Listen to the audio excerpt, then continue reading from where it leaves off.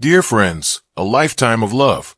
That is the most precious gift that each of us can give to life.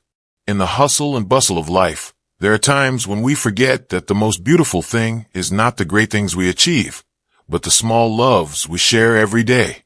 Who would have thought that the most beautiful moment of my life would also turn out to be the most disgusting?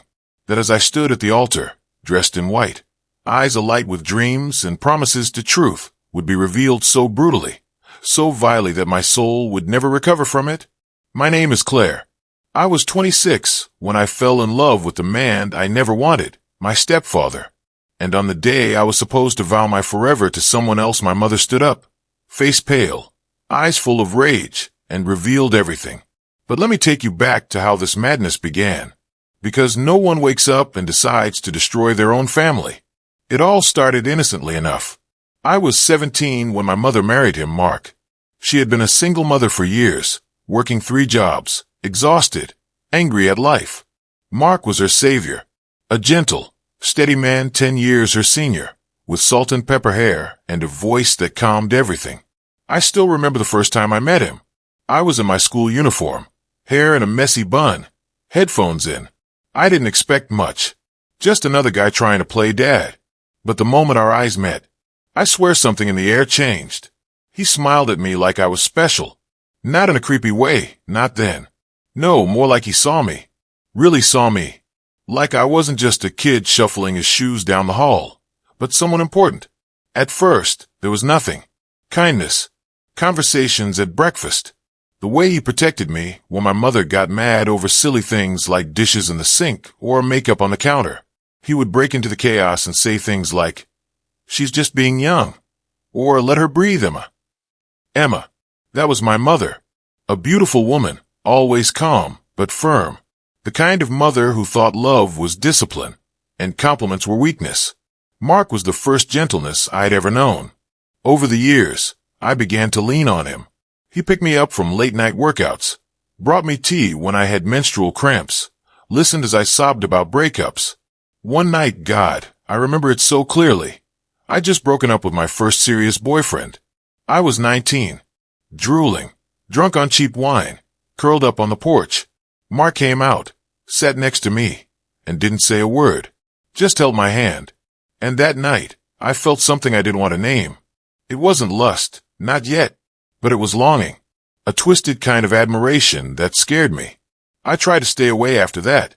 But how can you avoid someone who lives under the same roof, who is always there, kind, understanding? Asking how your day was with eyes as blue as the ocean. My mother never noticed. Or maybe she did, but she didn't care.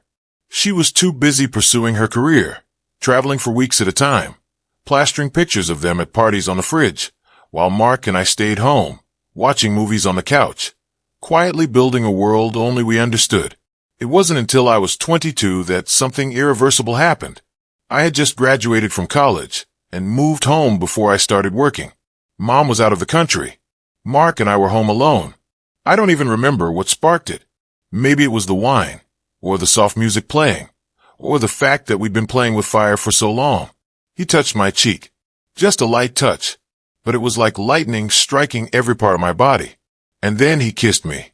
Not hastily, not violently, slowly, gently, full of guilt, hunger, and control breaking with each passing second. I should have pulled back. I should have screamed. But I didn't. I kissed him back, like a starving woman, like someone who had waited too long for a love she could never have. That night changed everything. We didn't speak of it for days. We passed each other like strangers, but the silence screamed louder than words. And then we did it again, and again. And what started as a mistake became a secret we treated like a second skin. He would leave notes under my door. I would sneak into his office at night. We never said, "I love you." Not directly, but it was there, in the way he held my hand, the way he pressed his forehead to mine and whispered, "I'm sorry," even as he kissed me. We were careful, very careful. No one suspected a thing. And then, I met Ethan. The irony. Ethan was kind, sweet, a good man who loved me with a simplicity that should have been enough. He didn't know he was walking into a minefield. Mark backed away when Ethan proposed. He stopped leaving notes. Stopped smiling. At first, I thought it was guilt. That. Her voice cut through the ceremony, like a dagger dipped in acid. I object. There was no hesitation. No trembling. Just ice. Cold, scathing, deliberate. The room went silent. The kind of silence that feels like the moment before a scream. I remember the way everyone turned. How dozens of necks swiveled like dominoes. Cameras froze mid-click. A gasp rippled through the church. Ethan's hand tightened around mine, his brow furrowed in disbelief. "Mom," I whispered, barely audible. I could feel the blood drain from my face. My knees weakened beneath the weight of something I hadn't prepared for. She stepped forward, her heels echoing against the marble floor like gunshots. Every step she took felt like the ticking of a bomb. And then, standing in front of me, in front of all of us, she looked at Mark. Not me. Not Ethan. Mark. And her voice cracked, not with sadness, but rage. "How long has this been going on? You think I wouldn't find out?" The air left my lungs. My heart pounded so violently I thought it might break through my ribs and hurl itself onto the altar. "What are you talking about?" I asked, my voice shaking like glass. She didn't look at me. She pulled out something from her purse. A photograph. I couldn't see it clearly from where I stood, but I knew. I knew. Because I'd taken that photo. It was blurry, secret. Just a playful kiss on his cheek in his study. But she had it. "You thought I was blind," she hissed. "You thought I wouldn't recognize the smell of betrayal in my own home." I found the letters. I read them. Every single one. My legs gave out. I dropped to my knees. I didn't even care about the crowd anymore. The guests, the family, the priest. The veil that shielded me from shame had just been ripped off, and I was naked in front of the world. Ethan looked at me, confused. "Claire, what is she saying?" But I couldn't answer him, because Mark didn't deny it. He didn't scream, didn't apologize, didn't run. He just closed his eyes and whispered, "I'm sorry." To her, not to me. That hurt more than everything. It was chaos after that. Screaming. Guests leaving. Ethan's parents pulling him away from me like I was a disease. The priest walking off, muttering prayers beneath his breath. And my mother? My mother turned to me with eyes that had once carried warmth, but now held only hatred. "You're not my daughter," she said. 3 words. That's all it took to erase 26 years of existence. She walked out before I could respond, before I could explain, justify, scream. I never even made it to the reception. Mark tried to follow me home that night, but I locked the door. I curled up in my childhood bedroom, ripping the dress from my body like it was soaked in acid, crying so hard I thought I might stop breathing. My phone exploded with messages. Ethan. Friends. Journalists. Yes. The story leaked. Within 24 hours, my name was everywhere. Bride caught in scandalous affair with stepfather. Mother of the bride exposes daughter at wedding. Every detail of my humiliation, plastered across tabloids and gossip sites like meat tossed to wolves. They dug deep, found old classmates, pulled pictures from my private accounts, interviewed neighbors, people I hadn't spoken to in years, sent messages laced with disgust, disbelief. Even people who used to love me turned on me. Because in the court of public opinion, there's something strange that happens when your life collapses publicly. The world doesn't offer you sympathy. It offers you judgment, opinions, labels. You're no longer a person. You're a headline, a whisper behind cupped hands, a name that tastes like scandal. And for a long time, I believed every terrible thing they said about me. Whore, homewrecker, stepfather seductress. No one cared that I was 23 when it started. No one cared that I hadn't grown up with Mark, that he came into my life when I was already almost an adult, a grieving girl with a broken heart, and a mother too busy chasing success to notice her daughter falling apart. But the world never asks for context. They ask for blood. The first time I stepped outside again was 3 months after the wedding. Or what was supposed to be a wedding. I wore sunglasses, a hoodie pulled low. My once glamorous Instagram life was gone. My designer bags now gathered dust in the closet. I didn't care.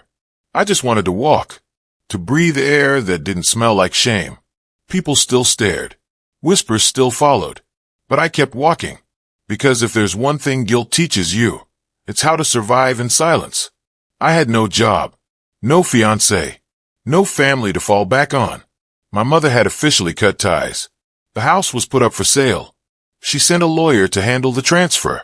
She couldn't bear to speak to me again, not even to say goodbye. And Mark, he was moved to a long-term care facility upstate. Brain damage, cognitive decline. Sometimes he remembered who I was. Sometimes he didn't. I stopped visiting. I had to. Because every time he called me kiddo, every time he looked at me like I was 16 again, I wanted to scream. I started therapy. Not because I thought it would fix me, but because I needed to say the words out loud. I loved him. I loved my stepfather. I didn't plan to. I didn't want to. But I did. The therapist didn't flinch. She just nodded. Took notes. Did he groom you? She asked one day. I thought about it. Replayed the early conversations. The way he looked at me when my mother wasn't around. The soft touches that lingered a second too long. I don't know, I said. Because I didn't. Because love and manipulation often wear the same face. And what terrified me most was the possibility that I had known, deep down, and still let it happen. But healing doesn't come with answers. It comes with acceptance. I moved to a small town 3 states away. Changed my last name. Deleted every trace of my former life online. I found a job at a bookstore where no one knew me. No one recognized me. For the first time, I could just be. I started writing again. Not love stories, but raw things. Ugly things. Stories about women who make terrible choices and live through them. Women who aren't perfect victims. Women like me. One night, while shelving books, I met a man named James. He was quiet. Wore glasses that always slipped down his nose. He smiled like someone who knew pain and had learned how to carry it gently. We started talking. Slowly. Carefully. It took 6 months before I told him my real name. 9 before I told him the truth. He didn't run. He didn't ask for details. He just held my hand and said, "You don't owe anyone your past. Only your present." And yet, I couldn't let go completely. One evening, almost 2 years after everything, I drove back to that facility. I didn't know what I was looking for. Closure, maybe. Or maybe I just wanted to see the last remnant of that life. Flesh and bone. Breathing and broken. Mark was in the garden, sitting in a wheelchair, staring at the fountain like it held secrets. He didn't recognize me. Called me nurse. I sat next to him anyway. "Do you know who I am?" I asked. He looked at me. Squinted. Then smiled. "You're beautiful," he said. I didn't know whether to laugh or cry. So I just nodded. "Yeah, I used to be." He told me about a dream he had. About a cabin in the woods. A little girl with strawberry hair. And a dog named Baxter. None of it was real. But in that moment, I saw something I hadn't seen before. Not the man who broke me, but the man who broke himself. He wasn't a monster. He wasn't innocent. He was human. Messy, flawed, tragic. Just like me. I left without saying goodbye.